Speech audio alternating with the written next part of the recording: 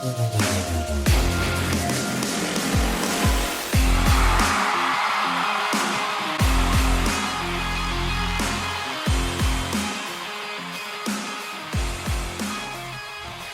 right, so big week here for the Indianapolis Colts and really the NFL as a whole as we begin the first week of the preseason.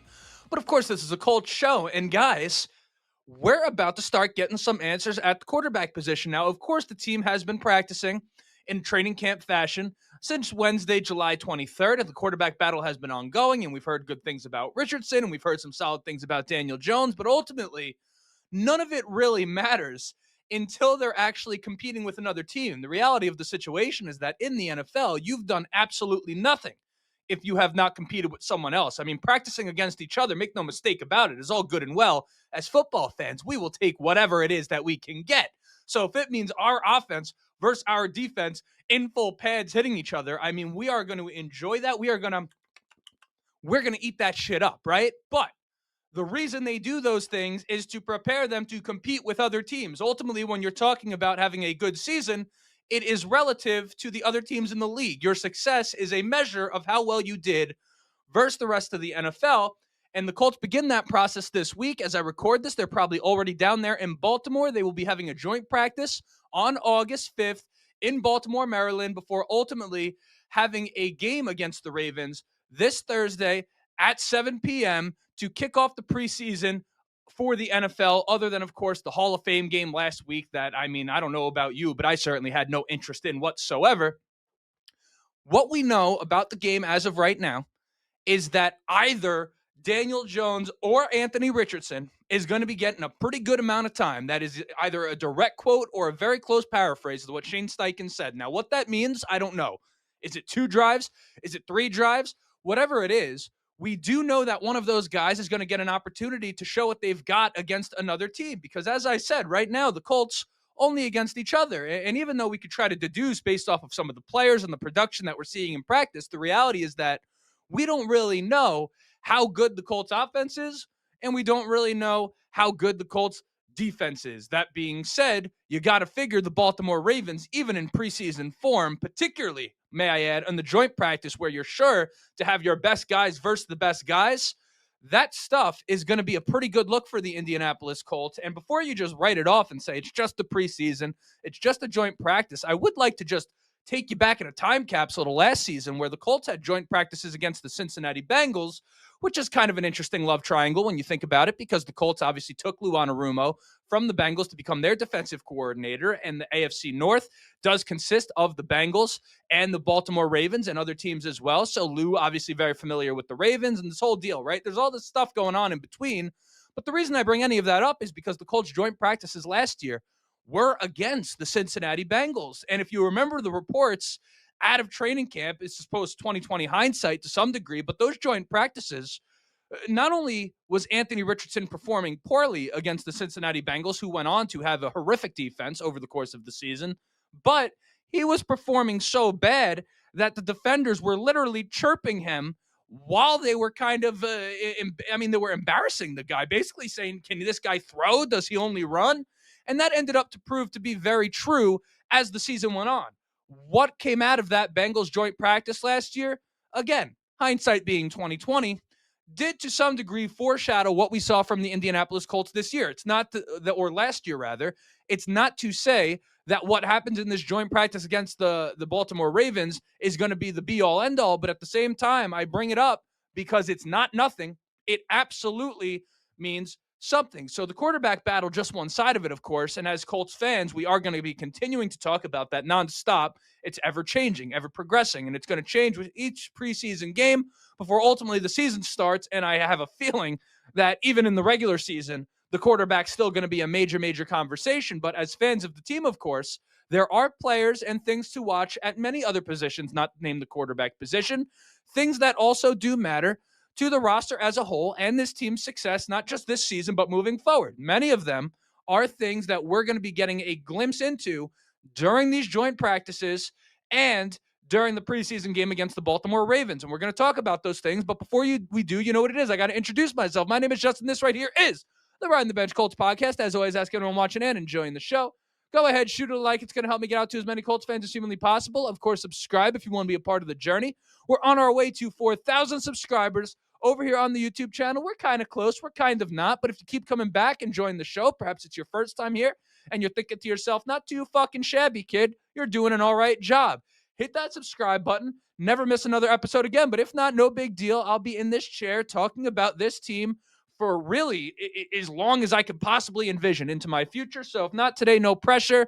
Audio listeners, of course, leave a 5-star, 5-star, 5-star review. Let the people know how much you're enjoying the show. But most importantly, be civil in the comments section. You don't know what the person on the other end of the keyboard is going through. We are simply here to talk about the Colts, to talk about football, all right? It ain't that deep. Of course, we care very deeply about the game. We care very deeply about the team. But at the same time, I mean, there's no reason to just hurl insults at one another. We're all rooting for the same thing, and that is the success of the Indianapolis Colts. So now that all of that's out of the way, let's get back into business because I want to talk about some players to watch, some clues that we got this week, and all these types of things that I think matter as we go into the first week here of the preseason. And I want to talk right off the bat about the tight end room because we got a big clue as to who is going to make the roster and who is not going to make the roster right now. And really, the guy I want you to take a look at in preseason is Will Mallory because I'll just go straight to the clues. Let me cut to the chase here, all right? Jelani Woods is behind everyone on the depth chart right now. You look at the Indianapolis Colts, and right now you have a receiver room of 6 guys, and you have a tight end room of 5 guys. I'm talking about guys that are likely to make the roster, or rather in direct competition that we look at and say one of these guys has to not be on the roster, right? At the wide receiver position, you obviously have Pittman, Downs, Pierce, Adonai Mitchell, but then you have Ashton Dulin and Anthony Gould, who have both been balling out in training camp. So you do look at the wide receiver position and say, all right, what you thought was maybe a 5-person room has become a 6-person room week to week. And then at the tight end room, we were kind of wondering after Tyler Warren, what was it going to be? Sure, we knew that Mo Ali Cox was going to make the roster, but then you had the mix of Will Mallory, of Drew Ogletree, and of Jelani Woods. And of course, Jelani Woods, kind of a darling from the fans, but has had a tough time staying healthy. But the competition at tight end, make no mistake about it, is kind of wide open coming into training camp behind Tyler Warren. But we got a big clue, and the clue is that not Tyler Warren. I was about to say Tyler Warren. Wrong white tight end. Will Mallory got media availability here for the Indianapolis Colts. And here's a little secret for you. If a guy gets media availability and you're looking at it in training camp, preseason, et cetera, you can be nothing else but certain that he's going to make the roster. The team is not in the business of giving media availability, which, by the way, is an opportunity for players to get a glimpse, or rather for fans to get a glimpse into the players and develop a connection with these players. They are not going to put someone in media availability that is not making the roster. That's very important because when you do look at the tight end room, you thought someone had to be the odd man out, and it was between Ogletree, Mallory, and Jelani Woods. With that said, Ogletree is the guy who was he's the healthy one, right? If you look, Mallory stands alone for the Indianapolis Colts right now in terms of his skill set, in the sense that he, much like Kylan Granson, is kind of one of these guys that's a speedster at the tight end position, a pure receiving threat, and can really fill into a role that Kylan Granson played last year. Like, I see a path to Will Mallory's success. For me, what it was all about was Drew Ogletree versus Jelani Woods. And that battle seems to now be coming down to the preseason. So Will Mallory, I want you to watch because he made me more involved than you think. But the direct battle, either Drew Ogletree or Jelani Woods, one of those guys is not going to make the cut. Right now, it seems like Jelani Woods is kind of the guy on the bubble. He's on the outside looking in. But a strong preseason for him can quickly turn that around.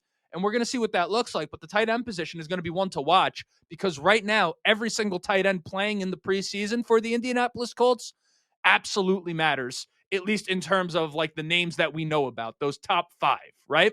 So that's one thing. Another guy you need to watch during the preseason is Adonai Mitchell. He has really been starting to come into his own in training camp up to this point. Obviously, we know the talent. And again, the plays he's been making, I do understand when I speak about Adonai Mitchell. He was last year, and you could go back and fact check me on this, my absolute favorite. I didn't think he was the best one there, but I thought he was. If you told me he was the best one there, when all is said and done, I wouldn't have been surprised.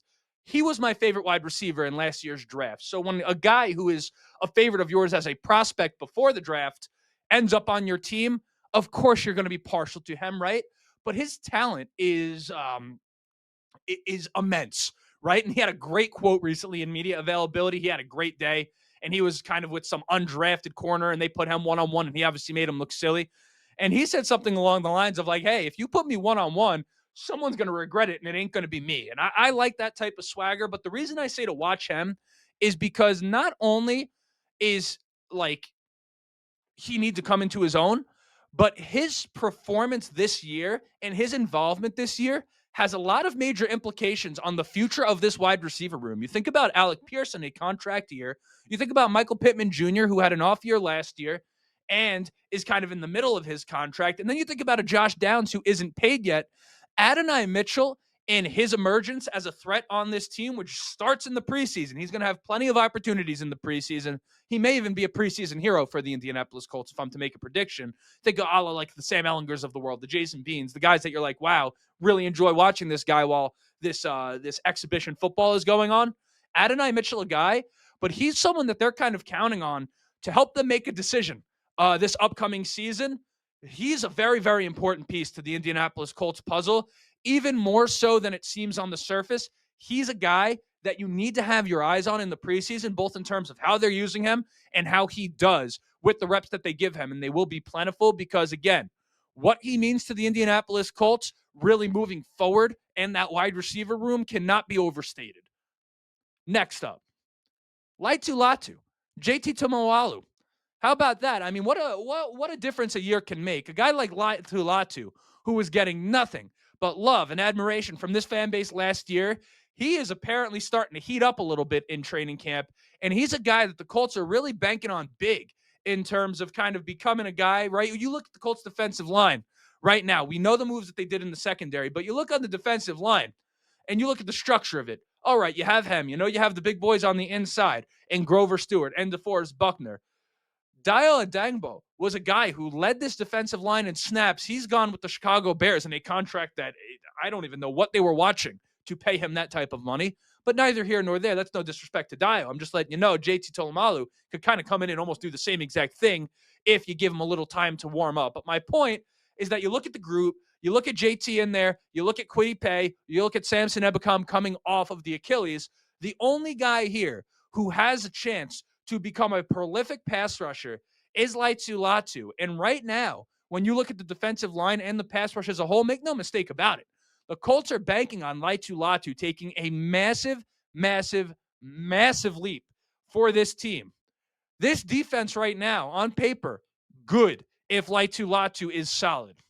If Laitu Latu takes a massive step forward, this defense has a chance to be great. And I mean legitimately great, not just great for a Colts defense, great.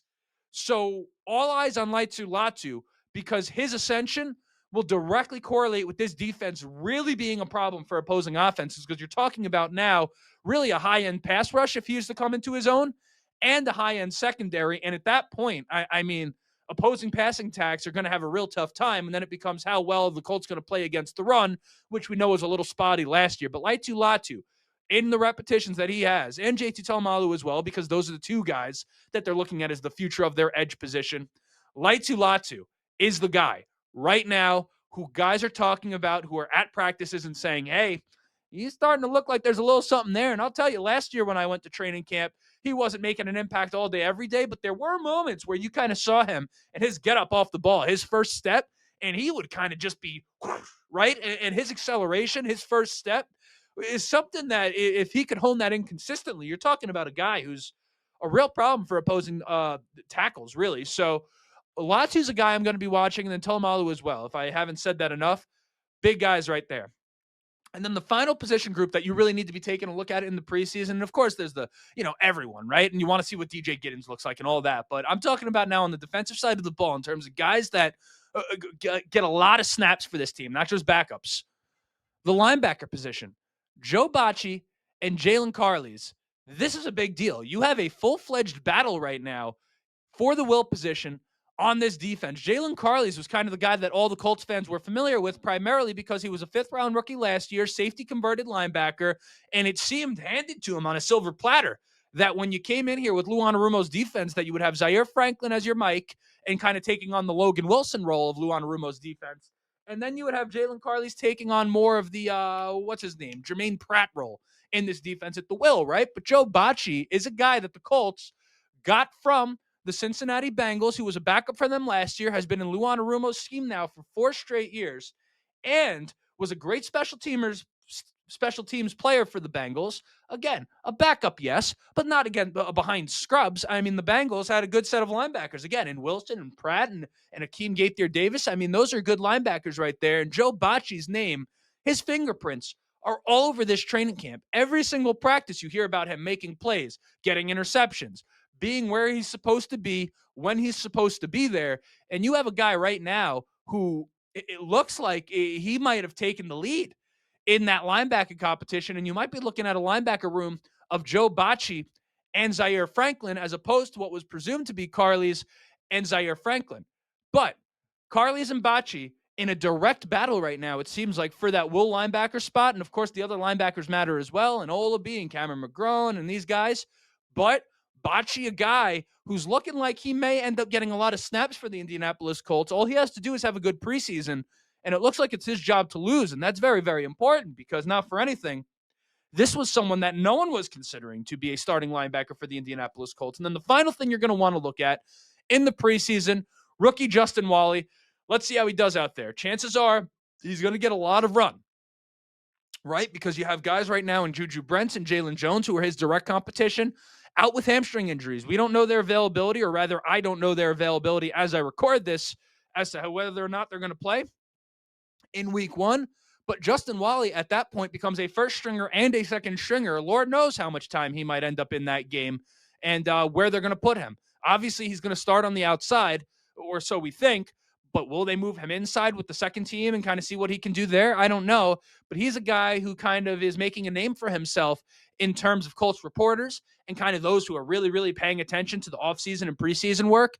But let's see if he could come out there and really make a name for himself. A lot to be excited about, a lot to watch for the Indianapolis Colts in the preseason, as is the case every year. This is a team that likes to, build depth, and a lot of the times has competitions 3-4 players deep at certain positions. This year, corner's one of them, linebacker's one of them. And really, you kind of look at the preseason when that happens, because it becomes very relevant, because the guys that you're watching in the preseason are going to directly impact the Colts roster come week 1. So those are some of the things to watch for that I'm thinking of. If I missed anything, let me know. But man, I'm fucking excited right now. We are right there. I mean, I have my fantasy draft date set. I'm already doing mock drafts in ancillary positions. I don't know any of my orders yet. But gosh, guys, football is fucking here. Meaning, before you know it, it's going to be Colts football, and it's going to be September 7th, where the Indianapolis Colts face the Miami Dolphins in week 1. That's what we're working towards. But right now, let's just focus on this first week of preseason, which is absolutely very relevant for the Indianapolis Colts. Let's see how it shapes out. But until next time, my name is Justin. This right here was the Ryan the Bench Colts podcast. And as always, go Colts. Woo!